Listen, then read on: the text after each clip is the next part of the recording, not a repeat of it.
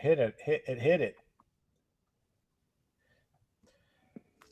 Welcome to the Think Tank. Each day we share the news in open dialogue and discuss how it might affect the business world. We speak with different leaders on crisis navigation and management, as well as experts in professional and personal self-betterment. It's meant to be a break in learning and sharing of good news and ideas to start people moving forward. It's called Think Tank. Thank you for joining. This is episode 32 episodes. That's silly. Today we've got Robbie from Thinker Society joining us over there. We've got Alberto Elizondo, photographer extraordinaire. We've got Scott Anderson. He flies cameras and shoots documentary, drama, producer, TV shows. We've got Doug Carroll, a senior advisor to executives and advisory boards, helping them with their strategy and focus. He's actually down here. Dr. Paulus, right down there. He is a psychologist, a student, professor, dean, fellow of creative collaboration and innovation, and brings the science side to what we talk about. And finally, with that really good looking picture, driving, do not look at the camera. Do not look at the camera. Is Mike Toman, reporting live from Houston, Texas. Another photographer. I want to get tacos. We have got 3 people joining us on YouTube. Thank you for joining. Please feel free to comment, and we will look at those comments and include them in the conversation. Today, we've got a big lineup of nothing in particular to talk about, but everything to discuss. So with that, anything that anyone would like to discuss? Anyone? Everybody watched that riveting hearing for 3 hours this morning? Doug watched it. No, Doug's on his 2.5 days without any sleep because of an emergency $70 million shortfall at my hospitals. So, so I've been struggling to try to get through how to manage that. I was gonna guess drunken bender, but I was wrong. I don't drink, but I'm beginning to think that was a bad. It's sort of like all of you who remember Airplane. I picked a bad day to quit cocaine. Oh yeah. Bad week to stop smoking crack cocaine. Yeah, for sure. I watched just a little. It was interesting to see everybody gang up on the CDC and gang up on, depending on your political direction, gang up on Dr. Fauci. Did you see any? Was he reporting virtually, Fauci? Yeah. How did that work? That tech work okay? Yeah, I thought they did a pretty decent job. I didn't watch the whole thing, but from when I was paying attention, they did have people they weren't in the chambers. Were they exactly? Nobody knows. Probably in the smoke-filled room. I know. Well, it was interesting to see a couple of senators or whatever with full bandana mask on instead of surgical type mask.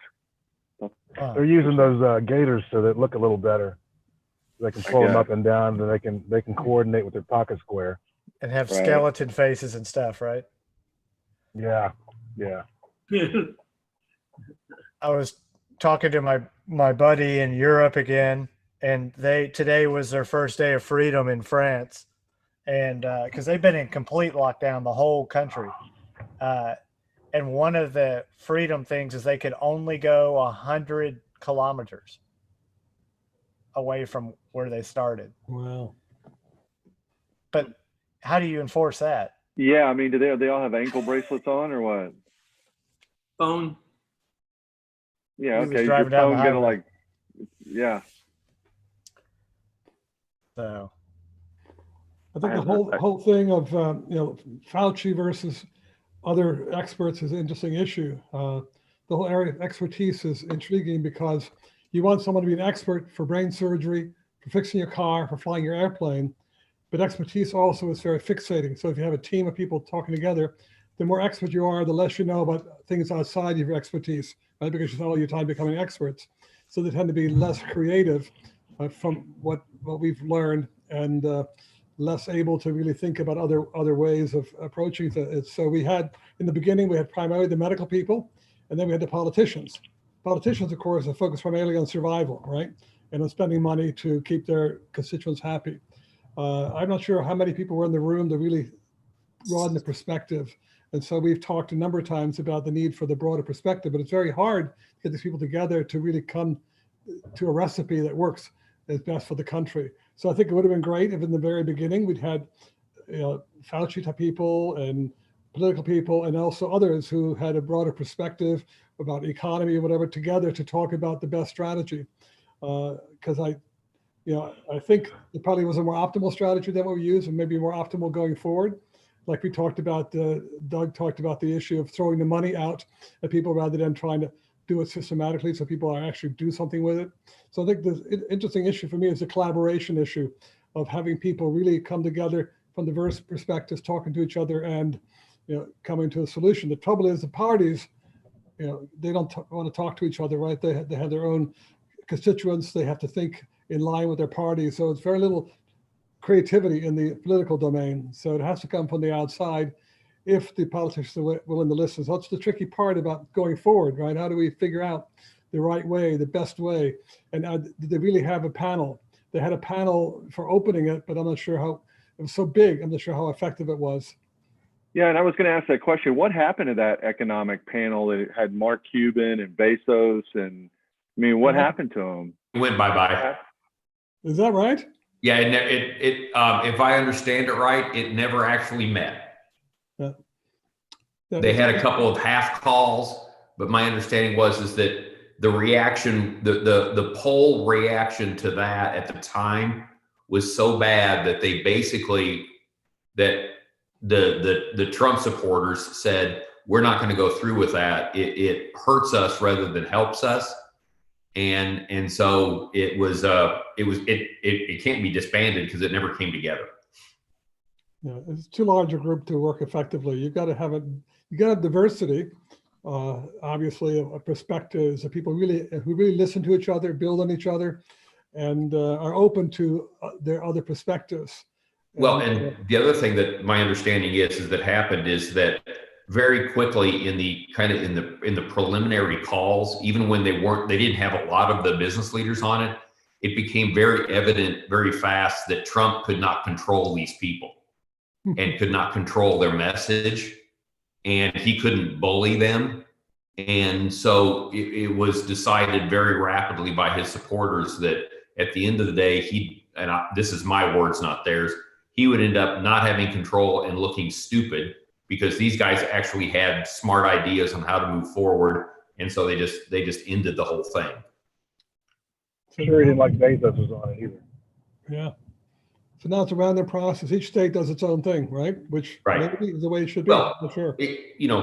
Dr. Paulus, I thought everything you said was, as usual, dead on. The other thing I've been thinking about a lot as we think about this is the utter lack of courage that is being exhibited by the supposed leadership organizations.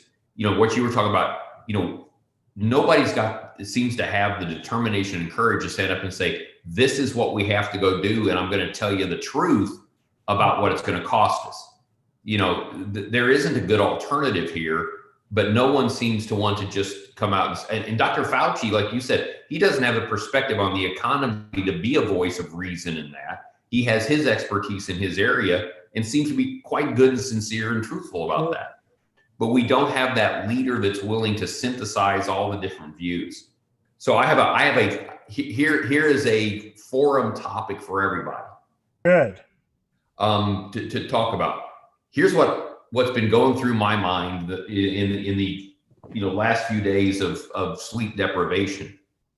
Is this the beginning of a complete sea change in America, where what you see is the return of creativity and innovation at the grassroots, where we have to decide, and this is a very thinker society kind of a thing, we have to decide as individuals, as businesses, as small groups, to retake control of our destiny, not look to Washington, not look to the institutions, but to say, if we're going to get through this process, we have to go back to the very foundations of who we are and say, it's up to us, and start to rekindle the ideas of what, what Americans started with, was that the individual has enough power, creativity, and strength to change the world.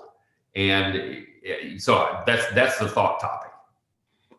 It's an interesting thing. I got 2 points on that. One, I was listening to some radio and they were talking, I think it's Tennessee, and that's where there's a lot of testing clinics.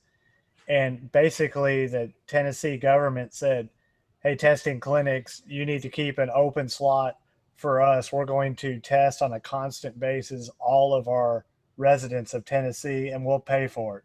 And we're going to pay $200 a pop, and ratchet up whatever you need to do and be sure that's allocated for us. And if insurance pays us back or the government pays us back, great. But in the meantime, we're going to do that. So there's kind of an example on a mid-level of people doing that.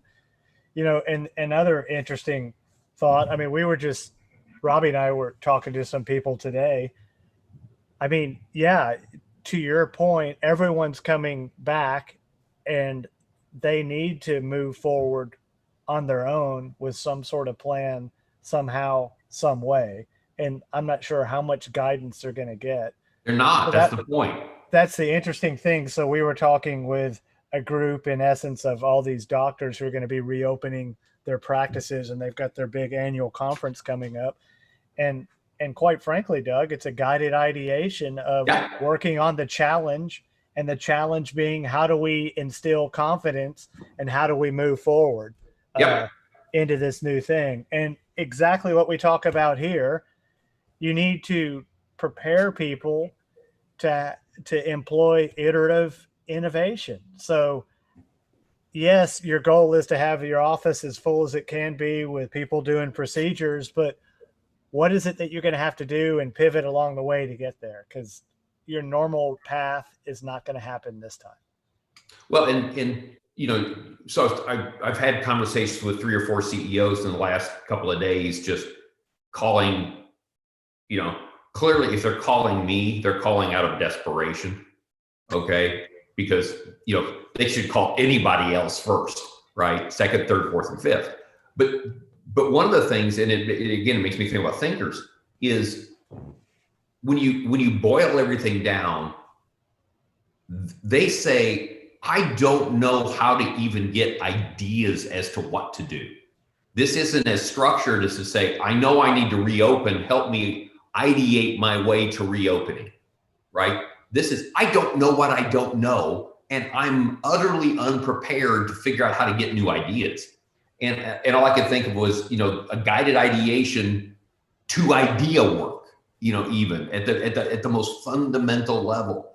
And we chatted with a couple of those folks about that kind of thing.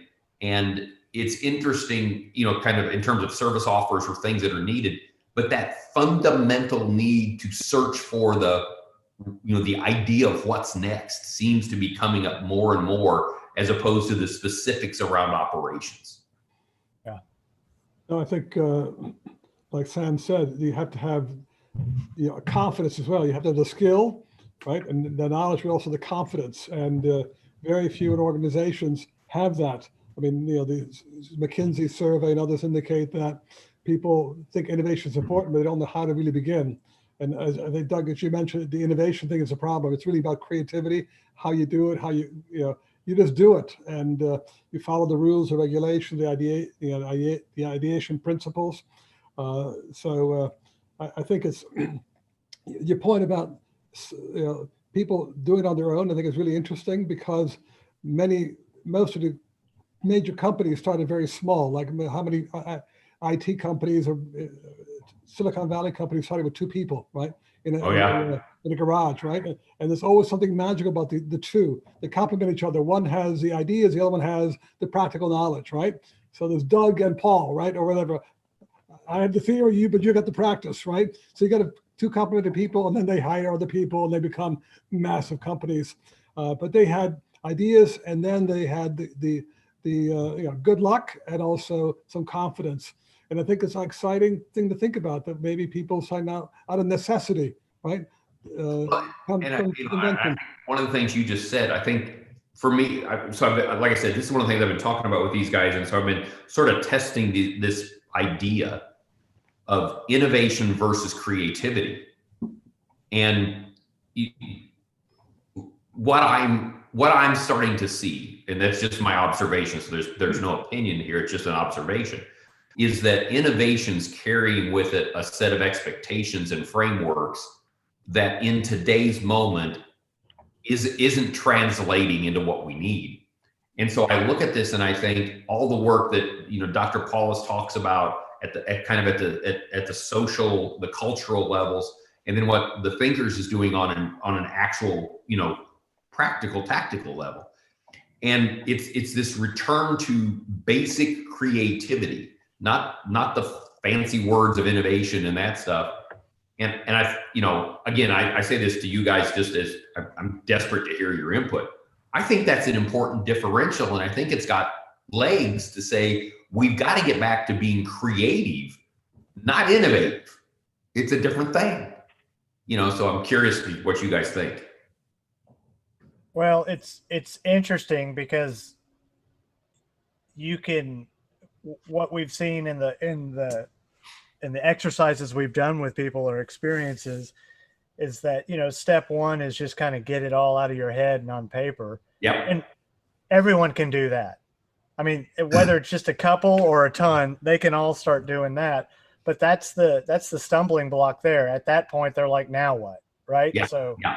How do I nurture that into something, and how do I weed out those things? And part of it is they don't know how. And the other part is it sounds like it's going to really hurt my head to think about that.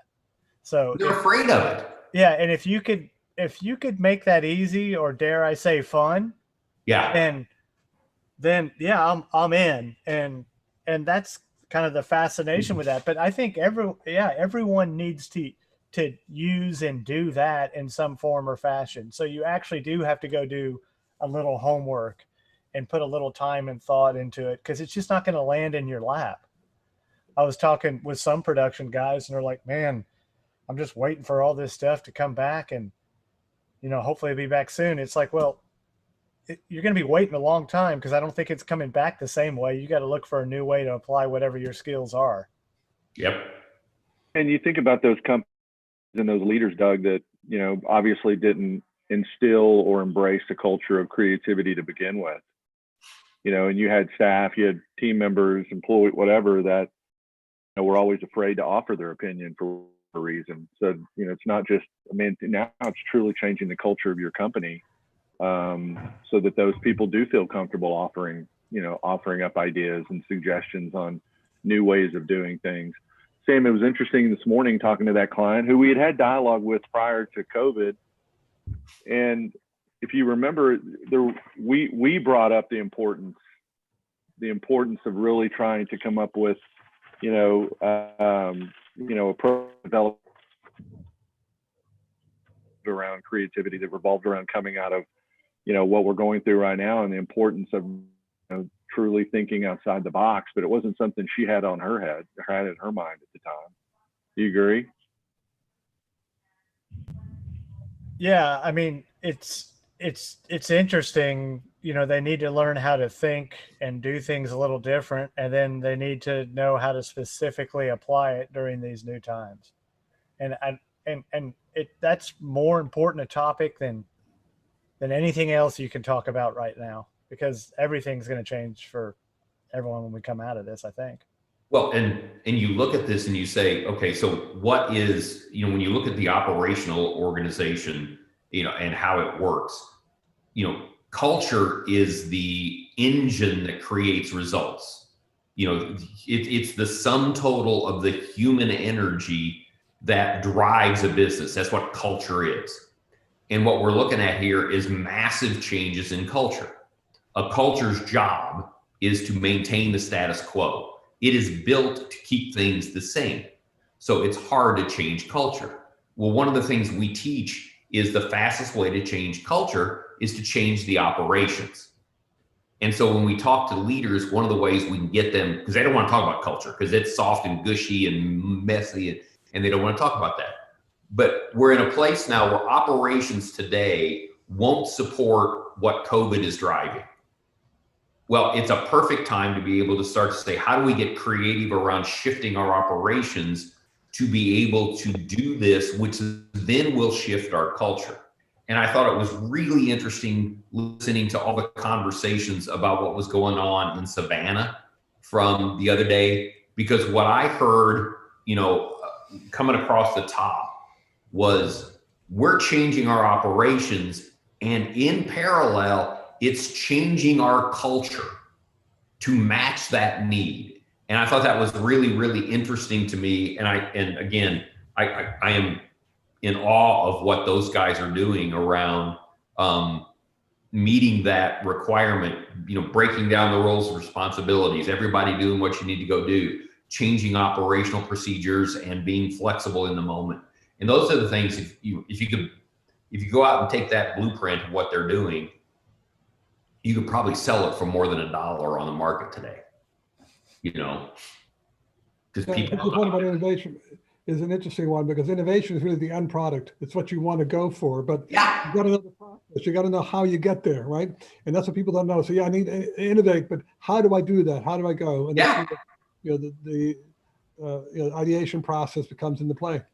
Well, and you say that too, because it's always interesting. One of the things we've fought, I fought in multiple places, is the vast majority of people think innovation comes from somewhere else and it's given to them, right? You got to stop that. Innovation is a grassroots thing. It comes from everybody. Everybody can create. Everybody can innovate in their own job, right? And you don't wait for somebody in a lab to do it. And that's not part of our society anymore. And that's a big shift. Yeah, they're looking for their innovation or future thinking or advanced whatever department to do that, where now it's everybody. Right. From food service to whatever. Right. Well, the case of the fellow that was with the cartoons, he talked about the case in Africa where they had floods all the time and the chickens disappeared, right? The floods. So gee, let's get ducks. The ducks could float in water, right? So that was innovation. It happened.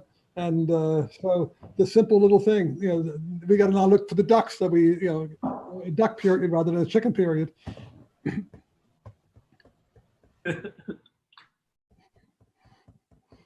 Thanks for your contribution, Alberto. Yeah, I love that. I was thinking of you, Alberto. I saw a thing from Africa.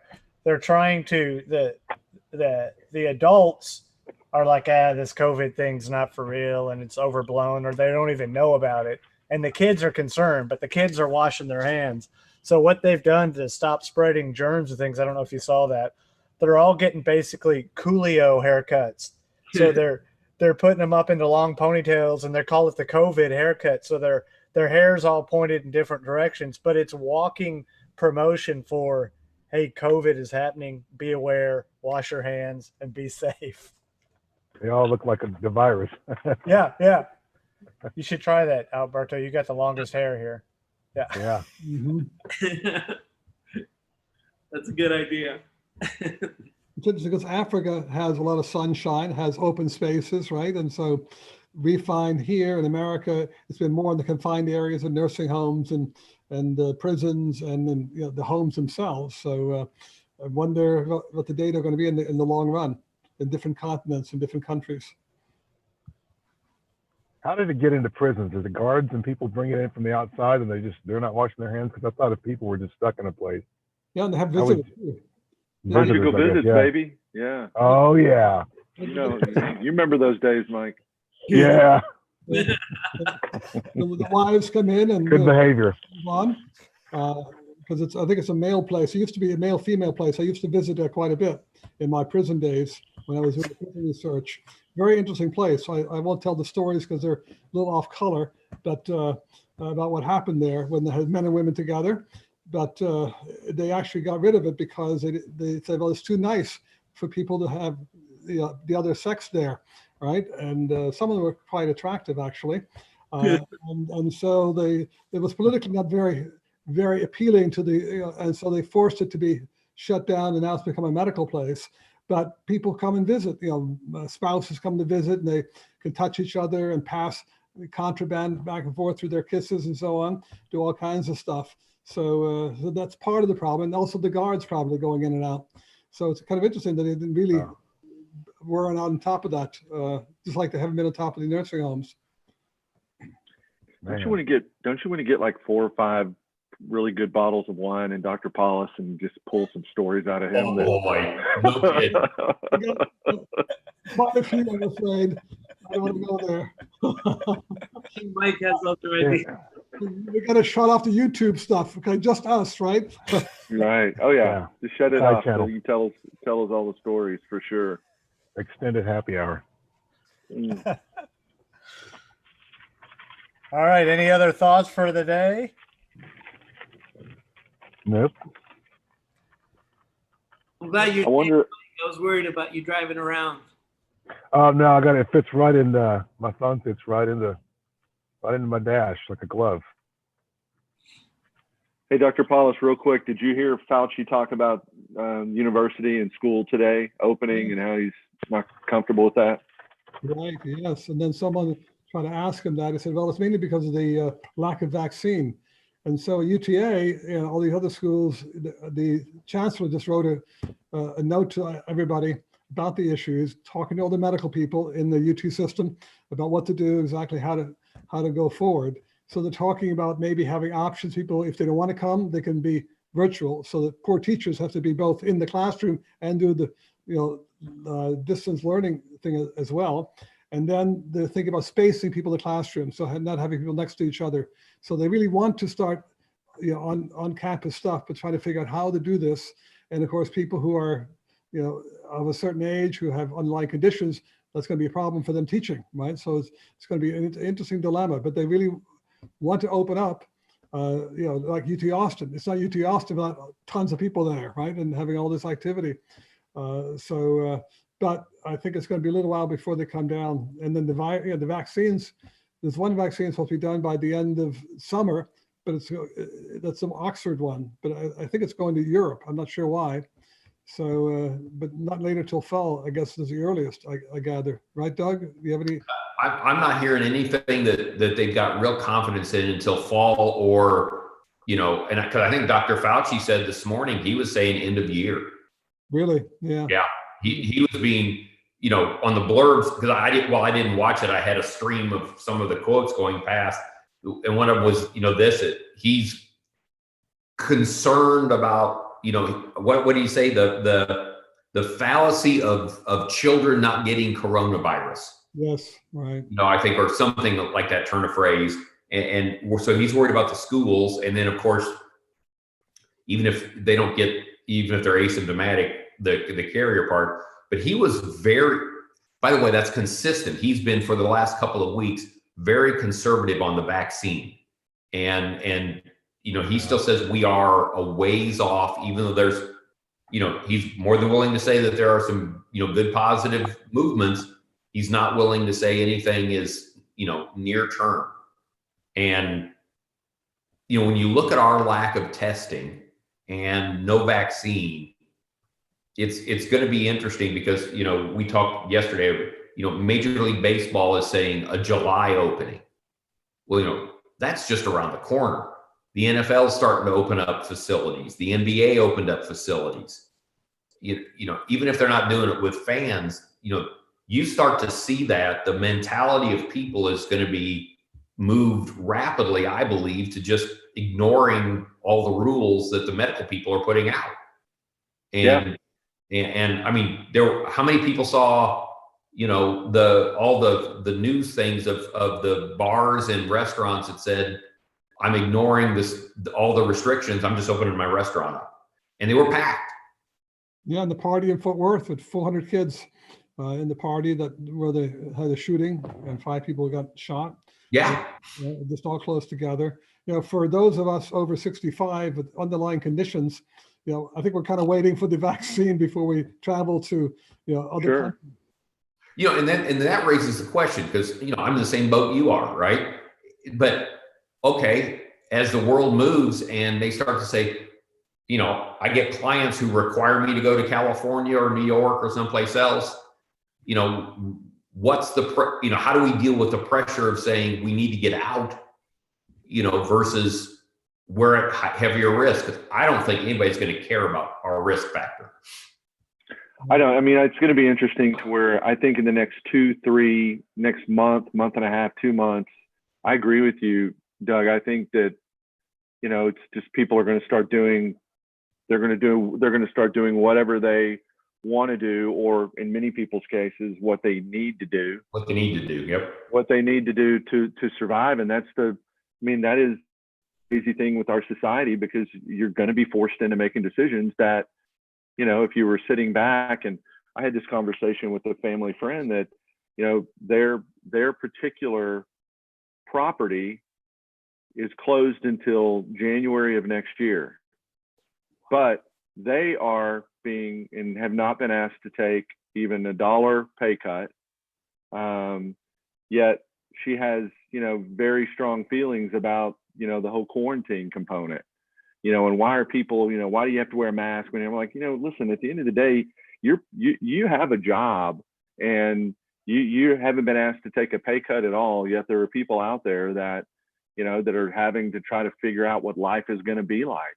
30 million. So it's like, so just, it's like you get people, I think, are some people, I love this person dearly, but it's just a bit tone deaf to the realities that other people are. I certainly don't want to get a, Paul Paula sick or Doug Carroll sick, or anyone, like that. But at the end of the day, I can't afford, our family can't afford to just sit back and be held up in our house and just like you guys here as well, and not try to do something about it. We don't want to do anything illegal. If we're being told to stay in the house and don't leave, that's different, But we're at least moderately lucky in Dallas, right? Because our environment is one of car travel and more space, and the ability to have, if we want to go meet in an office, we can still have some space. Imagine what's going to happen in New York in the subway. The study they just came back with on the level of illness that they're finding in the New York transit workers, right? That are in, good Lord, the subway's the biggest petri dish in the world, probably, right? And as you start to unlock the places like, the L in Chicago, New York, Broadway just announced today, Broadway's staying dark till September. That was announced this morning. We got, at least I think we got some advantage in Dallas, but it's going to be interesting to watch the next 30 days, 45 days to see what happens, to our infection rate and everything else. I think there's some buses and subways are going to have UV lights inside of them, where it's just going to be, they won't spend the time cleaning them all the time, except the lights that can, the UV lights that can kill bacteria and mold and all that stuff. Just leave them on, because you got so many people coming in and out. Clean them fast enough. Yeah. You can't clean a bus or a subway fast enough to do it. If there was only a product that would allow you to, electrostatically manage that process, right? To charge and shield your environment. That's what you need. Yeah. It would be great if there was something like that, wouldn't there? Everybody needs so. that. Even portable lights, just a handy, and if you got a new date, just wave the light over them. Make sure they're clean. Yeah. I've got one of those. I don't know who you're dating, Mike, but No, I'm not dating anybody. okay. I'm just saying that the dating scene has got to be hurting right now, because I'm glad I'm not dating. But Hey, so hey, real quick, and I'm going to digress a little bit, but it does have something to do with those hearings today. Did anyone see Bernie Sanders? And this is not a pro or a con for Bernie Sanders. Did anyone see his 5 minutes during the hearing? So above his head, of course, usual self. Yeah, and he said absolutely nothing productive in that. He just wanted to make sure that if and when there's a vaccine, that everyone was going to get it, no matter if they were rich or poor, and called on a number of people trying to call them. So what you're saying is we're 100, these people are 100% going to get the vaccine. It doesn't matter how much money they have. Basically, he was just beating his usual drum. But above his head, there was a huge Red Hot Chili Peppers poster on one side. And then on the other side, I couldn't make out what it was, but it was some sort of super cool rock and roll poster. And somebody was definitely staging that for Bernie, I got to believe. Was it the socks poster of the Chili Peppers? Yeah. No, that would have been a good one though. Yeah. So has anybody heard of home testing? Anything like that? I mean, I don't know if it's going to get, to the point where home tests are going to be more prevalent than actually going somewhere to get a test.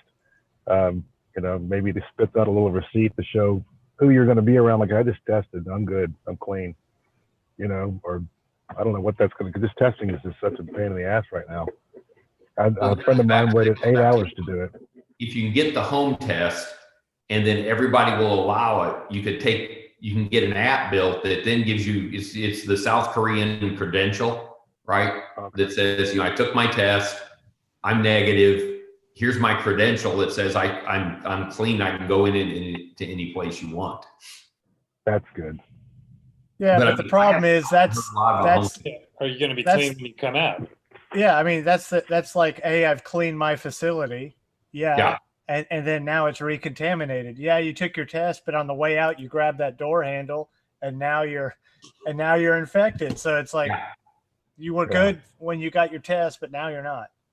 There's a country though. I read this morning, and I'm sorry, I'm foggy, but there was a country, I thought it was in Europe, that said that they are going to start working toward daily testing of their entire population. Wow.